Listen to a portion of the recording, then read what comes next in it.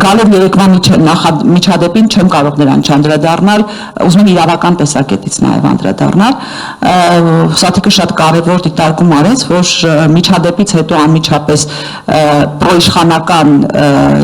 մեդիան եւ չգիտեմ համակիրներ եւ միգուցե ֆեյքեր եւ այլն լծվեցին մի գործի, թե ոնց կարելի է հավատացյալ մարդուն եկեղեցուց դուրս հանել, այդ մարդը եկել էր աղոթելու։ Նույնիսկ ChatGPT-ին հարցում էր արել Ամերիկայում։ Այո, մի падգամավորուհի, այո, մի падգամավորուհի հարցում էր արել։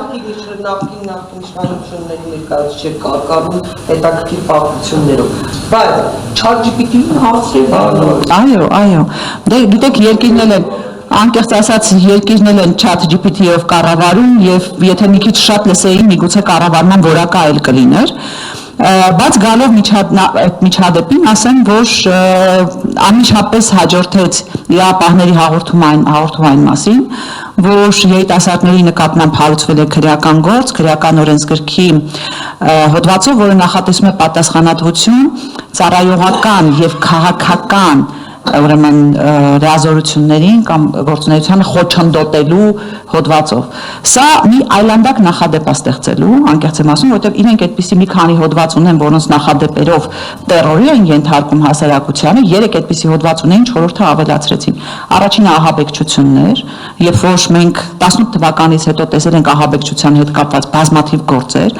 մեծ աղմուկ է բարձրացել, հետո այդ գործերը կորել են, փլվել են եւ այլն, բայց նստվածքը մնացել է։ Մյուսը դա հաջորդ հոդվածը հեղաշրջման կոչերն են, մենք ունենք բազմաթիվ այդպիսի քրեական գործեր, բացի հանրային դեմքեր հանդիսացող մարդկանցից, օրինակ ինչպես Միքայել Սրբազանն է եւ վերջինիս ուրեմն արտահայտությունը որպես հեղաշրջման կոչ դիտարկվեց, Սամվել Կարապետյանի մի նախադասությունը հեղաշրջման կոչ որակվեց, բազմաթիվ ֆեյսբուքյան գրառումների համար սովորական քաղաքացիներ կանչում են ոստիկանություն եւ այս նույն հոդվածով փորձում են մարդկանց ահաբեկել։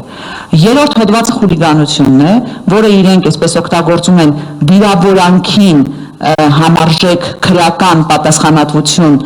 սահմանելու համար, այսինքն եթե մարդը պարզապես մի արտահայտություն ան, որից դու կարող ես վիրավորվել, իսկ վիրավորվելու պարագայում պարզապես քաղաքացիական իրավական գործընթաց պետք է սկսել եւ դիմես դատարան քո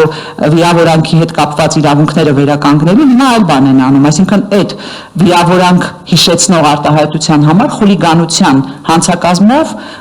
քրեական գործ են սկսում։ Մենք ելի ունենք այդպիսի դեպքեր, այս պահին Վազգեն Սաղաթելյանը այդպիսի մի խայտառակ գործով քրեակատարողական հիմնարկում է։ Հիմա արդեն եկավ 4-րդը ծառայողական եւ քաղաքական գործունեությանը խոչընդոտելը։ Եվ ստացվելու է մի բան, որ Փաշինյանը այս իր արդեն սկսած քարոզարշավի ընթացքում այն նարնջագույն քարտեզի ձեռքը մոտենալու է եւ եթե ինչ-որ մեկը ասելու է դե հեռու գնա ինձանից, ես չեմ ուզում եւ այլն, ասելու են խոչընդոտում է իր քաղաքական գործունեությունը։ Եվ ես նույնիսկ մտավախությունս այն է, որ նույնիսկ կարող է մարդկանց միջոցառումներին գնալ։ Իսկապես անհանգստություն ունեմ, որ մեծ հարսանիքներին կամ չգիտեմ ինչերին կվերցնի իր այդ խմբակը, իր թիմը, կմտնի այդ միջոցառման տեղը եւ երբ որ մարդիկ իսկապես անհանգստություն կհայտնեն, որ ինչ է եկել մեր միջոցառումը, կներեք հարամանում արտահայտությանս համար, ասելու են ծառայողական եւ քաղաքական գործունեությանը խոչընդոտում եք։ Սա իսկապես այլանդակություն է մեր իրավական համակարգում, սա խայտառակ նախադեպ է ստեղծելու եւ ես օրինակ կուզենամ տեսնել այն դատավորին, ով այսօր կամ վաղը, չգիտեմ, որոշում կկայացնի այս տղաների կալանքի վերաբերյալ։